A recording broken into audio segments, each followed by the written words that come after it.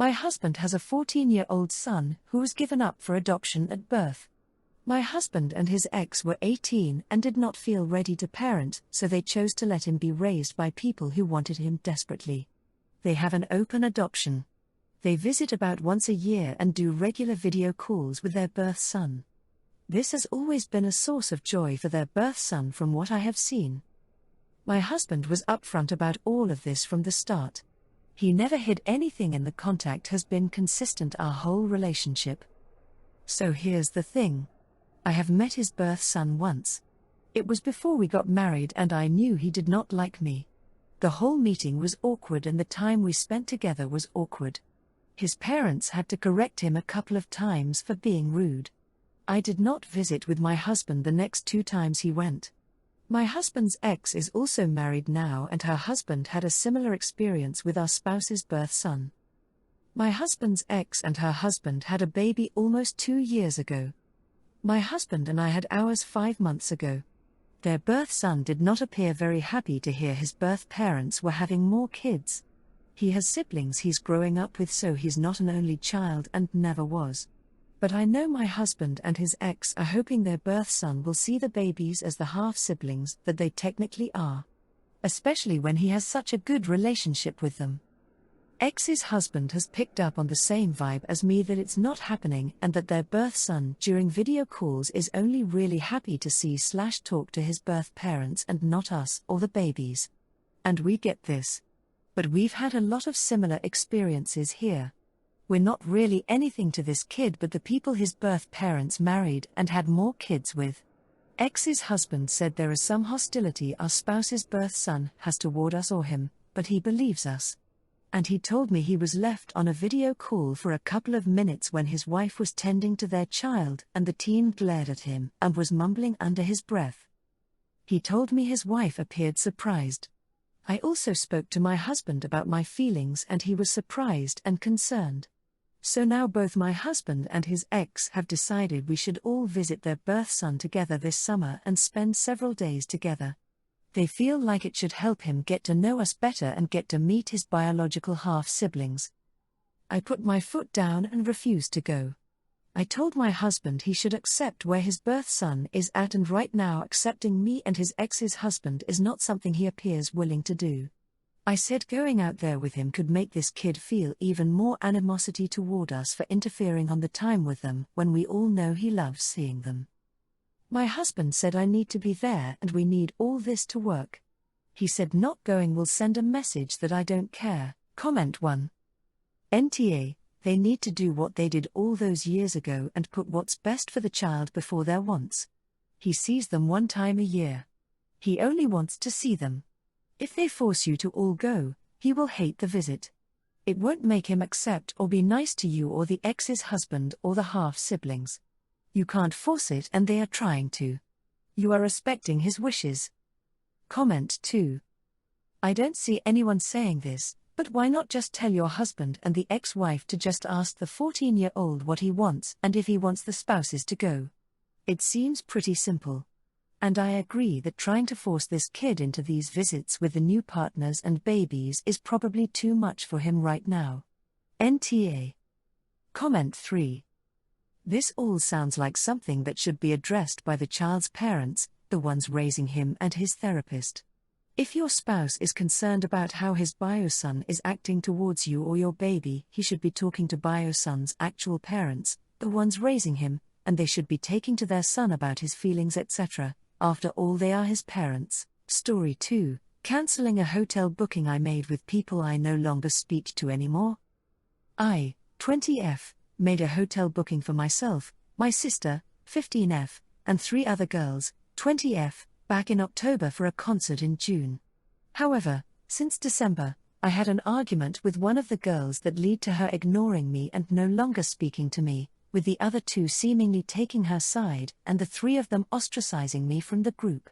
This led to me moving out of the flat we shared, and since then none of them have attempted to contact me and seem to just get angry with me over every little thing I do. I tried multiple times to apologize and amend things with them, which only resulted in them either ignoring me or dismissing the issue as nothing and pretending nothing was wrong.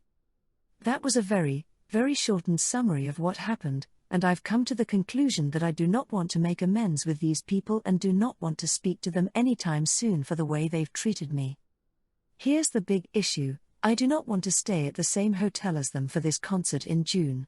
The advice I've received from almost everyone in my life is to cancel the booking and rebook another hotel for me and my sister. They think it's an appropriate response to the way they've treated me these past 6 months. I don't like this option because I would feel obliged to tell them that I'm cancelling the booking, which undoubtedly start an argument that I'm not mentally prepared to handle. It's a refundable, pay-on-the-day booking that can be cancelled up to a week before the stay. I booked 2 rooms, one for my sister and I and the other for them. My initial plan was to cancel one of the rooms and transfer the booking of the other room to them. However, I've been told that my card will still be attached to the booking and that it might not even be possible to do this without talking to any of them about it. I'm starting now to want to cancel the booking altogether and book something else for my sister and I, as I know for a fact they will not sort anything out for themselves or talk to me about this until the very last minute. A lot of people have been telling me I need to grow a backbone and let them deal with the consequences of refusing to communicate with for over half a year now. Would I be the a-hole for doing this? Comment 1, cancel it, but tell them when you will do that. Like. I will cancel the hotel room on Thursday at 6 p.m, so if you want to make your own reservations, you can contact the hotel before then and ask them to hold the room for you. Or if you prefer, you can make other arrangements for yourselves. I don't need an answer to this message. I trust you are now informed. NTA. Comment 2. Cancel it.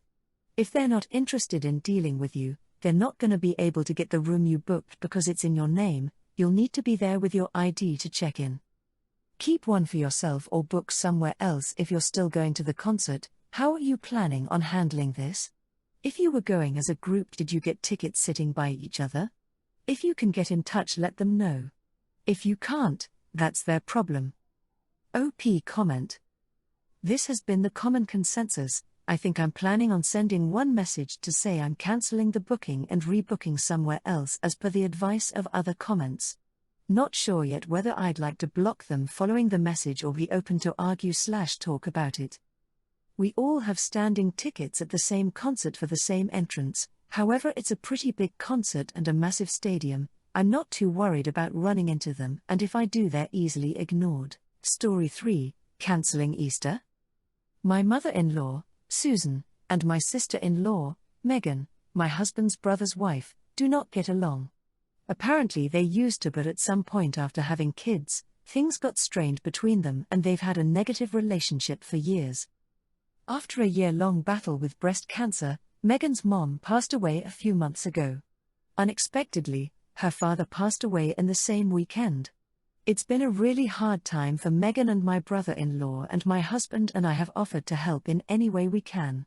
Susan was snowbirding, vacationing down south during the winter, when the deaths occurred. Even though she's known Megan's parents for 15+ years, she didn't come back for the funerals and sent a condolence card a month after the funerals took place.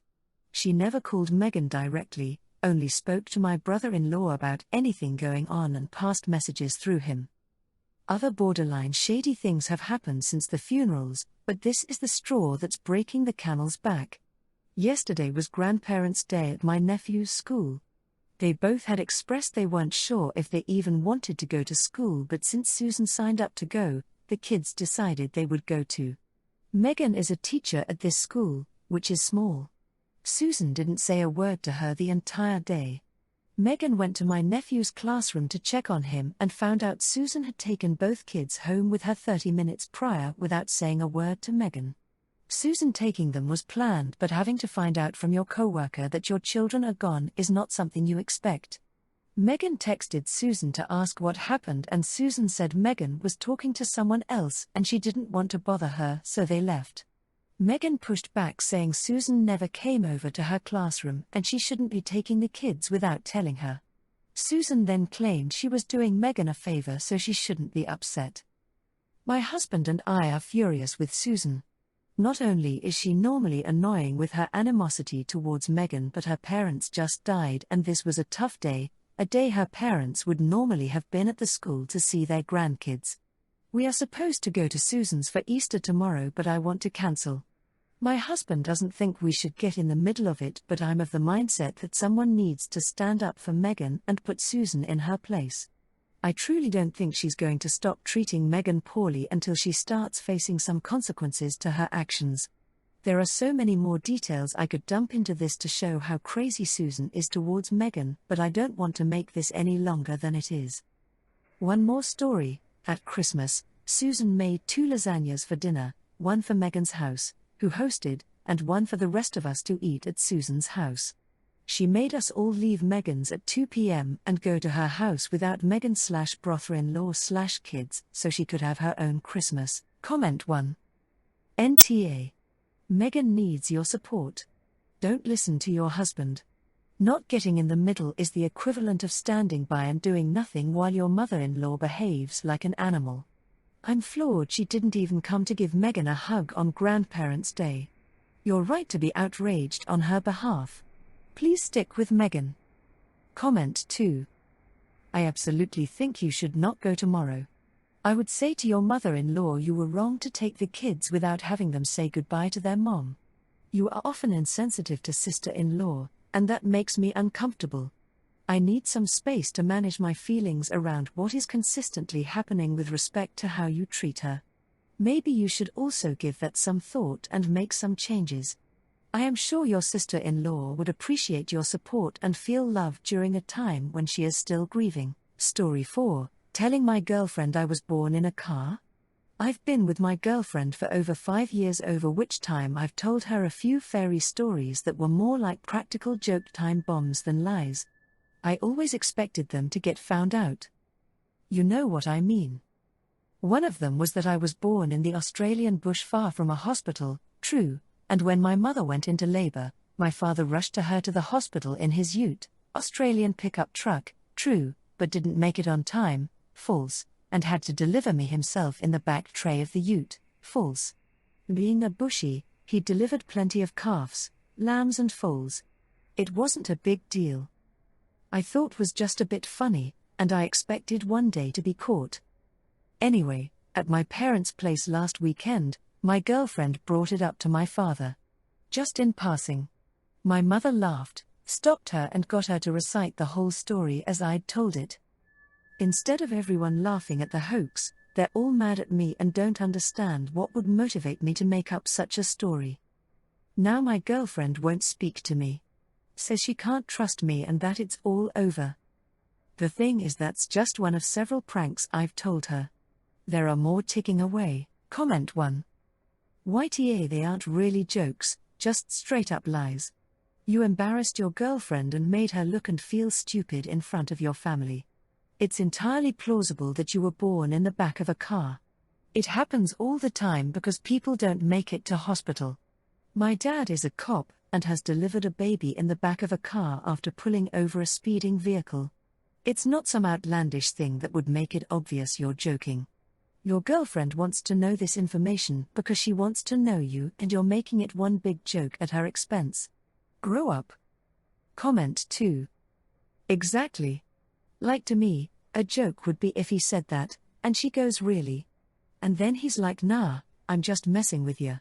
Unless we're talking about little kids and Santa Claus, it's best to let on that you're joking pretty quickly. And I think OP, and loads of other folks, need to realize that some people really just don't like jokesters even if it's actual jokes. I personally can't deal with folks that are too stuffy and uptight, but I also can't stand people who constantly try to pull one over on you. I'm autistic and I'm pretty good with casual sarcasm, but tricksters and prankers I can't tolerate. My ex-wife died a couple of days ago. We shared a daughter, 14, together. Our divorce was not on the best of terms. We were both at fault. Nobody cheated. But we weren't the best spouses to each other. For a long time we both tried to put our daughter first. But after I remarried, things did change. My ex alienated our daughter against my wife. I did what I could to stop it, and I made sure I tried to counteract what my ex was doing. I did fight my ex in court over it. But my ex did successfully alienate our daughter against my wife.